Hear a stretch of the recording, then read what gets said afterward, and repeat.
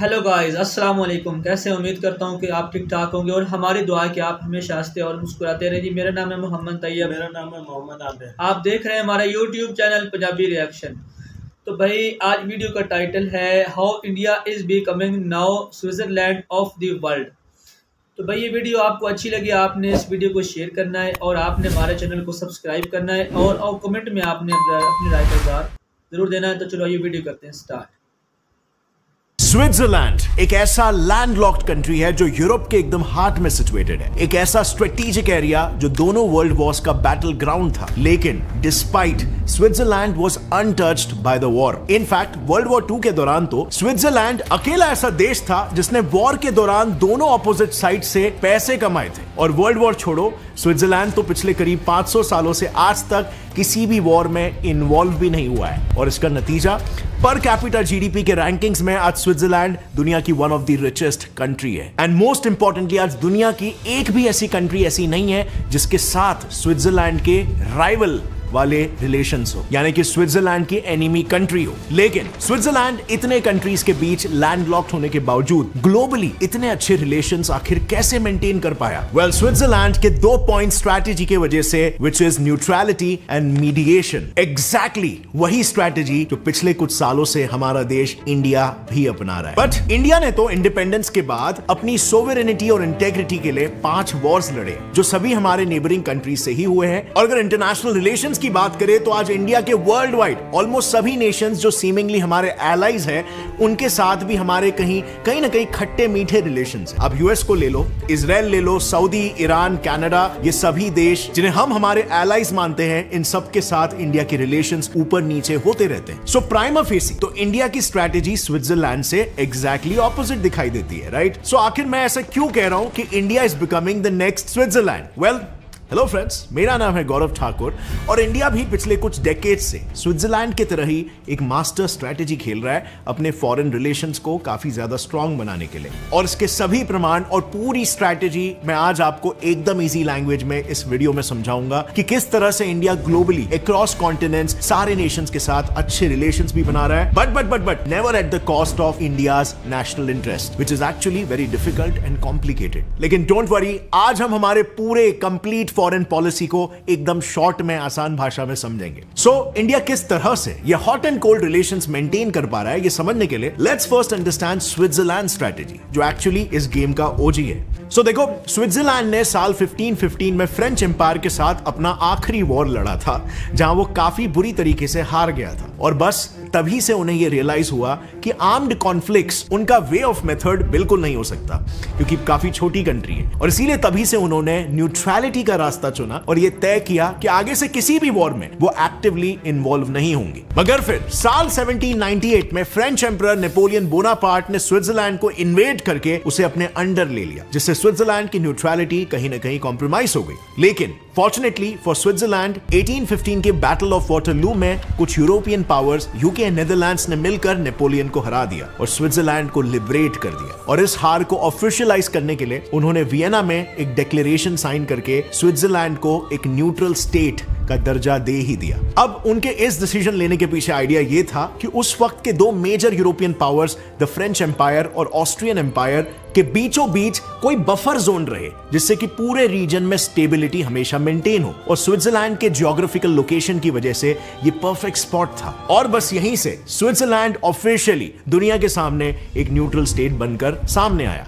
And Switzerland ने अपने इस न्यू स्टेटस का काफी ज्यादा फायदा भी उठाया अलायंसेस फॉर्म करने के लिए। देखो, पिछले कुछ सालों में स्विट्जरलैंड अकेले ने 20 कंट्रीज के बीच टोटल 30 नेगोशिएशंस करवाए, एंड ये भी ऑल अराउंड द ग्लोब, ऐसा नहीं कि सिर्फ यूरोप में। अगर आप सिर्फ यूरोप में ही देखोगे तो 1985 में कोल्ड वॉर के 2 आर्क राइवल्स यूएसए और यूएसएसआर के लीडर्स की मीटिंग करवाई गई स्विट्जरलैंड के जेनीवा में। उसी तरह टर्की और अर्मेनिया को अगर देखें तो उनमें 100 सालों से चल रहे कॉन्फ्लिक्ट्स और राइवलरी को ईज करने के लिए स्विट्जरलैंड ने एक मीडिएटर का रोल प्ले करके 2009 में ज्यूरिच प्रोटोकॉल साइन करवाया, जिससे उनके बीच के non existent diplomatic ties establish हुए। और कुछ इसी तरह स्विट्जरलैंड ने एशियन कॉन्टिनेंट में भी मीडिएशन का रोल प्ले करके 1954 के जेनीवा कॉन्फ्रेंस में ग्लोबल सुपर पावर्स के बीच एक मीटिंग ऑर्गेनाइज की, जहां पर वियतनाम के यूनिफिकेशन के नेगोशिएशंस हुए। लेकिन फ्रेंड्स, बिफोर अंडरस्टैंडिंग दैट, मैं आपके सिर्फ 1 मिनट लेकर आपको एक ऐसी वेबसाइट के बारे में बताऊंगा जिसकी वजह से आप as a fresher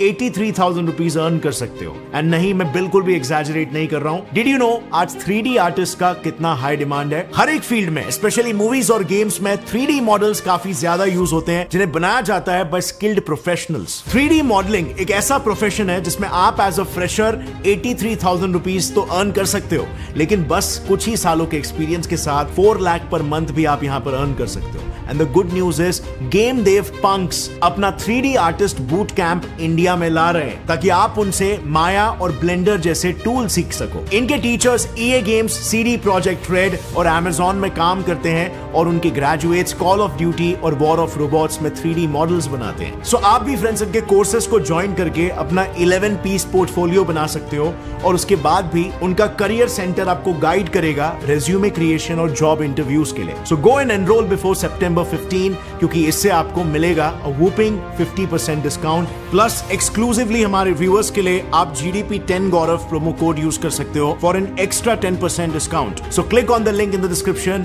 because your 3D career awaits you. And now let's jump back to the topic. कुछ इसी तरह स्विट्जरलैंड ने नेपाल के 10 सालों से चलते आ रहे सिविल वॉर, जिसमें माओइस्ट, इंसर्जेंट्स और नेपालीज गवर्नमेंट फाइट में थी, उनके बीच सिचुएशन को मीडिएट करके सिविल वॉर को खत्म कर दिया। उसी तरह अगर अफ्रीकन कॉन्टिनेंट की बात करें तो स्विट्जरलैंड ने यहां पर भी अपना मीडिएटर रोल प्ले किया। अल्जीरियन नेशनल लिबरेशन फ्रंट, यह संगठन फाइट कर रही थी 130 साल के फ्रेंच रूल के खिलाफ। एक डील करवा के अल्जीरिया को इंडिपेंडेंस स्विट्जरलैंड ने दिलाया। 2002 के north Sudan versus south Sudan Nuba mountain ceasefire agreement को ले लो, या फिर साउथ अमेरिका में कोलंबियन गवर्नमेंट वर्सेस रेवोल्यूशनरी फार्क, ये 52 इयर्स से चलते आ रहे कॉन्फ्लिक्ट की सुलह भी स्विट्जरलैंड ने करवाई। सो नाउ इन सभी एग्जांपल से हमें एक अच्छा खासा ओवरव्यू मिल जाता है कि स्विट्जरलैंड पूरे ग्लोबल कॉन्फ्लिक्ट्स का एक मीडिएटर कैसे बनता है। मगर सिर्फ मीडिएशन ही नहीं, बल्कि स्विट्जरलैंड 2 कॉन्फ्लिक्टिंग पार्टीज के बीच एक और एक बड़ा रोल प्ले करता है, जो है प्रोटेक्टिंग पावर मैंडेट। देखो, अगर इसे आसान भाषा में समझाओ ना, तो स्विट्जरलैंड 2 कंट्रीज के बीच एक पोस्ट बॉक्स का भी काम करता है। यानी कि समझो किसी कॉन्फ्लिक्ट के दौरान अगर किसी 2 कंट्रीज ने एक दूसरे के साथ डिप्लोमेटिक रिलेशंस तोड़ दिए, तो जाहिर सी बात है उन दोनों के बीच का ये कॉन्फ्लिक्ट कभी भी पीसफुली रिजॉल्व नहीं होगा। और इसीलिए ऐसे केसेस में स्विट्जरलैंड अपना पावर प्रोटेक्टिंग मैंडेट एक्सरसाइज करता है, जिसके थ्रू कंट्रीज अपनी बातें और अपने इंटरेस्ट को दूसरे कंट्रीज तक पहुंचाते हैं। अब इसमें स्विट्जरलैंड का एक अहम रोल दिखा USA और ईरान कॉन्फ्लिक्ट के दौरान। हुआ कुछ यूं था कि 1979 के ईरानियन रेवोल्यूशन में कुछ रेवोल्यूशनरी स्टूडेंट्स ने ईरान में स्थित US एम्बेसी को कैप्चर कर लिया था, जिसे देखकर USA ने ईरान के साथ अपने सभी डिप्लोमेटिक रिलेशंस तोड़ दिए थे और स्विट्जरलैंड के फेडरल काउंसिल को अपने इंटरेस्ट का रिप्रेजेंटेटिव बनने के लिए अप्रोच किया और इन दोनों पार्टीज के बीच स्विट्जरलैंड एक कम्युनिकेटिंग ब्रिज बना। अब दूसरा एग्जाम्पल यहां पे काफी मेजर है। वर्ल्ड वॉर 2 के दौरान तो स्विट्जरलैंड ने प्रोटेक्टिंग पावर मैंडेट को एक्सरसाइज करते हुए टोटल 35 कंट्रीज के इंटरेस्ट को रिप्रेजेंट किया था। जस्ट इमेजिन कितना बड़ा रोल प्ले किया था। सो इस न्यूट्रलिटी का स्विट्जरलैंड को एक नेचुरल एडवांटेज हो गया कि इसके वजह से अक्रॉस ग्लोब वो काफी कंट्रीज के लिए मीडिएशन कर पाया एंड देयरफॉर उसके काफी स्ट्रॉन्ग अलायंसेस बन गए। लेकिन फ्रेंड्स, यहां पर एक चीज जिस पर मैं स्ट्रेस करना चाहूंगा वो ये है कि these alliances were not at all at the cost of Switzerland's national interest, क्योंकि अपने कंट्री के इंटरेस्ट को प्रोटेक्ट करने के लिए स्विट्जरलैंड अपने एलाई कंट्रीज के भी अगेंस्ट जाने के लिए कभी भी नहीं कतराता। देखो, पास्ट में न्यूट्रलिटी को बरकरार रखते वक्त स्विट्जरलैंड पर 2 बड़े चैलेंजिंग सिनेरियोज आए, वर्ल्ड वॉर 1 और वर्ल्ड वॉर 2, जब उसके बॉर्डर से लगे सारे कंट्रीज किसी न किसी साइड को चुनकर वॉर में इन्वॉल्व हो गए थे। In short, as you all know, Europe दोनों वर्ल्ड वॉर्स का मेन बैटलफील्ड था। मगर ऐसे डिफिकल्ट टाइम में भी जब स्विट्जरलैंड पर किसी साइड को चुनने का प्रेशर पैरामाउंट था, तब भी उसने अपने न्यूट्रलिटी का रास्ता नहीं छोड़ा। इनफैक्ट अपने इसी स्टैंड को मेंटेन रखने के लिए स्विट्जरलैंड आज भी सिर्फ 7 इंटरनेशनल ऑर्गेनाइजेशंस का हिस्सा है, जबकि अकेले स्विस सिटी जेनीवा में ही 40 से ज्यादा इंटरनेशनल ऑर्गेनाइजेशंस के हेडक्वार्टर्स है। और तो और यूरोप के एकदम हार्ट में रहकर, जहां स्विट्जरलैंड के सारे नेबरिंग कंट्रीज यूरोपियन यूनियन और नेटो मेंबर्स है, स्विट्जरलैंड इन दोनों का भी हिस्सा नहीं है। इनफैक्ट जब वर्ल्ड वॉर के बाद ग्लोबल पीस के लिए यूनाइटेड नेशंस फॉर्म हुआ था, उसने अपने मेजर ऑफिसेस को स्विट्जरलैंड में ही एस्टैब्लिश किया, क्योंकि ऑफ कोर्स वो एक रिकॉग्नाइज्ड न्यूट्रल कंट्री थी। लेकिन इसके बावजूद भी स्विट्जरलैंड ने यूएन को ज्वाइन नहीं किया, क्योंकि उसे अपनी न्यूट्रलिटी कॉम्प्रोमाइज होने का डर था। और 57 इयर्स बाद जब वो इस बात को लेकर श्योर हुआ कि उनकी न्यूट्रलिटी कॉम्प्रोमाइज नहीं होगी, तब जाकर उन्होंने 2002 में यूएन ज्वाइन किया। सो फ्रेंड्स, मेन लर्निंग यहां पर क्या है पता है? स्विट्जरलैंड ने अपने ये 2 पॉइंट स्ट्रेटेजी के थ्रू 2 मेजर बेनिफिट्स लिए। नंबर 1, मीडिएशन की वजह से उसके ग्लोबली काफी स्ट्रॉन्ग अलायंसेस बन गए, और अब उस देश से कौन ही लड़ना चाहेगा जिसके इतने स्ट्रॉन्ग फ्रेंड्स हैं। नंबर 2, न्यूट्रल स्टैंस की वजह से स्विट्जरलैंड कोई भी वॉर लाइक सिचुएशन में अपने एलाइज के अगेंस्ट जा पाए, यानी कि उनका लड़ाई में साथ देने के लिए मना कर पाया है। और अब तो उसकी रेपुटेशन ही ऐसी बन गई है कि मोस्ट ऑफ द कंट्रीज उसे अप्रोच भी नहीं करते, और इस वजह से वो खुद भी अपने आप को वॉर लाइक सिचुएशन से बाहर रख पाया है। एंड इनफैक्ट कई केसेस में, जैसे हमने देखा, उसने वॉर्स को ही डिफ्यूज करने में मेजर रोल्स प्ले किए हैं। नाउ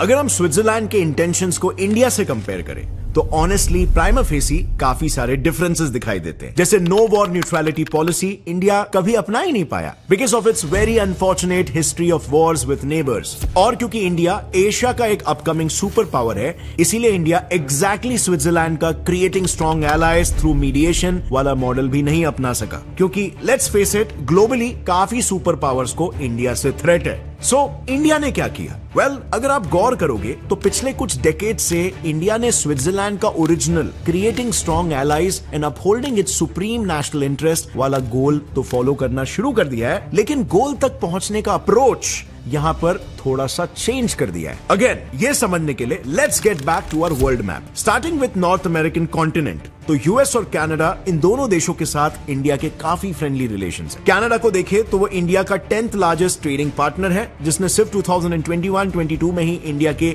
52 प्रोजेक्ट्स में $76 मिलियन के इन्वेस्टमेंट्स किए। इनफैक्ट इन दोनों कंट्रीज के रिलेशन सिर्फ यही तक नहीं है, आज 400 से ज्यादा कैनेडियन कंपनीज इंडिया में ऑपरेट करते हैं, और वहीं 1000 से ज्यादा इंडियन कंपनीज कैनेडियन मार्केट में बिजनेस करते हैं। लेकिन फिर भी जब बात नेशनल इंटरेस्ट की हो तो again, taking one example of Canada, 2018 में जब कैनेडियन पीएम जस्टिन ट्रूडेओ 7 दिनों के लिए ऑफिशियल विजिट पर इंडिया आए थे, तब उनको रिसीव करने के लिए ना पीएम गए, ना होम मिनिस्टर, ना फॉरेन मिनिस्टर, बल्कि उन्हें रिसीव करने के लिए एक जूनियर एग्रीकल्चर मिनिस्टर को भेजा गया था। और तो और जब वो ताजमहल भी घूमने गए, तब भी उन्हें प्रॉपरली रिसीव करने ना ही स्टेट के सीएम गए और ना ही कोई मिनिस्टर, बल्कि डिस्ट्रिक्ट ऑफिशियल्स ने उनका स्वागत किया। और इसके पीछे रीजन क्या था? वेल, क्योंकि ट्रूडेओ सिख कम्युनिटी के वोट्स के लिए खालिस्तानी सपोर्टर्स के अगेंस्ट कोई हार्ड स्टैंड नहीं ले रहे थे। इनफैक्ट ऐसे कई इंस्टेंसेस है जहां पर उनके प्रेजेंस में खालिस्तानी फ्लैग्स ओपनली होइस्ट हुए, और इस सब के वजह से कहीं ना कहीं इंडिया को एक पावरफुल G7 कंट्री कनाडा के ऊपर भी अपने नेशनल इंटरेस्ट को रखना पड़ा। फिर अगर बात करें यूएस इंडिया रिलेशंस की, तो ये दोनों कंट्रीज ट्रेड और स्ट्रेटेजिक दोनों तरह के बायलैटरल एग्रीमेंट्स में, जहां इंडिया और यूएस के बीच लगभग $157 बिलियन का ट्रेड होता है, वहीं स्ट्रेटेजिक लेवल पर इंडिया और यूएस क्वाड के मेंबर्स हैं, और साथ ही मिलिट्री और लॉजिस्टिकल सपोर्ट के लिए पेका और लेमोआ जैसे एग्रीमेंट्स भी साइन किए हुए। लेकिन जब नेशनल इंटरेस्ट की बात आती है, तब इंडिया ने अपने कंसर्न को पहले ही रखा है। यह बात है यूएस और इंडिया के बीच हुए न्यूक्लियर डील की। 2010 में इंडिया ने civil liability for nuclear damage नाम के एक्ट को इंट्रोड्यूस किया, जो उन यूएस कंपनीज पर लागू हुआ जो इंडिया में अपने न्यूक्लियर रिएक्टर्स को सेटअप करेंगे। इस नए एक्ट के थ्रू अगर किसी रिएक्टर में कोई इंसिडेंट/एक्सीडेंट हो, तो इंडिया उन यूएस कंपनीज को लायबल मानेगी और उनसे 1500 करोड़ का कॉम्पेंसेशन मैंडेटरीली लेगी। लेकिन इंडिया ने अपने नेशनल इंटरेस्ट को सुप्रीमली होल्ड करके ये बड़ा डिसीजन लिया। अब अगर बात करें यूरोप की, तो इवन ईयू के ऑफिशियल्स ने 2018 में ये एग्री किया कि इंडिया मल्टीपोलर वर्ल्ड का एक जियोपॉलिटिकल पिलर है। ईयू और इंडिया के ट्रेड रिलेशंस भी काफी स्ट्रांग है। ईयू इंडिया का 3rd लार्जेस्ट ट्रेडिंग पार्टनर है, और तो और पिछले 10 सालों में इनका म्यूचुअल ट्रेड 30% से इंक्रीज हुआ है। इसी यूरोप के एक मेजर देश इटली की अगर बात करें, तो इसके साथ इंडिया के रिलेशंस सेंचुरीज ओल्ड है। जैसे कि 13th सेंचुरी में Italian traveller Marco Polo India आए थे, और आज इटली इंडिया का ईयू में 5th लार्जेस्ट ट्रेडिंग पार्टनर है। ऑल्सो इटली पूरे यूरोप में इंडियन डायस्पोरा पॉपुलेशन की रैंकिंग में 2nd नंबर पर आता है। मगर नेशनल इंटरेस्ट की बात आने पर इंडिया ने अपने one of the oldest friends को भी अपोज किया है। बात है 2012 की, जब ऑगस्टा वेस्टलैंड नाम की एक इटालियन कंपनी इंडिया को VVIP हेलीकॉप्टर हेलीकॉप्टर्स बेच रही थी। लेकिन इन्वेस्टिगेशन में यह पता चला कि उन्होंने 3,546 करोड़ की ये डील सक्सेसफुल कराने के लिए इंडियन ब्यूरोक्रेट्स और पॉलिटिशियंस को 360 करोड़ रुपए का ब्राइब दिया था। इस स्कैम के बारे में पता चलते ही मिनिस्ट्री ऑफ डिफेंस ने 2013 में ऑगस्टा वेस्टलैंड कंपनी के सारे एसेट्स फ्रीज करवा दिए, कंपनी को ब्लैकलिस्ट कर दिया और ये हेलीकॉप्टर डील भी कैंसिल कर दी। इस इंसिडेंट के बाद से इटली लगातार इंडियन गवर्नमेंट से उस कंपनी के बैन को लिफ्ट करने का रिक्वेस्ट कर रहा है, लेकिन इंडियन गाइस आपने ये वीडियो देखी, उम्मीद करता हूं कि आपने इसमें से काफ़ी कुछ समझने की कोशिश की होगी, आपने बहुत कुछ समझा होगा। लेकिन आपको आसान अल्फाज में मज़ीद समझाने की हम कोशिश करेंगे कि यानी कि जो फॉरेन पॉलिसी इसने स्विट्ज़रलैंड ने अपनाई हुई है, यानी कि बहुत ही अच्छी फॉरेन पॉलिसी उन्होंने अपनाई हुई है, यानी कि खुद को यानी कि हर लड़ाई से, हर ऐसे मामले से न्यूट्रल रखा हुआ है, यानी कि दूर रखा हुआ है, यानी कि वो उसमें इन्वॉल्व नहीं होते, उसमें घुसने की कोशिश नहीं करते। अगर कोई ऐसी कंट्री जिनके रिलेशन ठीक नहीं है या जिनके अंदर वो वॉर चल रहा है, तो वो उनको यानी कि सुलह करवाने की कोशिश करते हैं, उनको नज़दीक लाने की कोशिश करते हैं, लड़ाई ख़त्म करने की कोशिश करती हैं। तो वही स्ट्रेटेजीज जो है ना, वही जो फॉरेन पॉलिसीज़ है ना, वो यानी भारत यानी कि अपने भारत ने अपना लिए।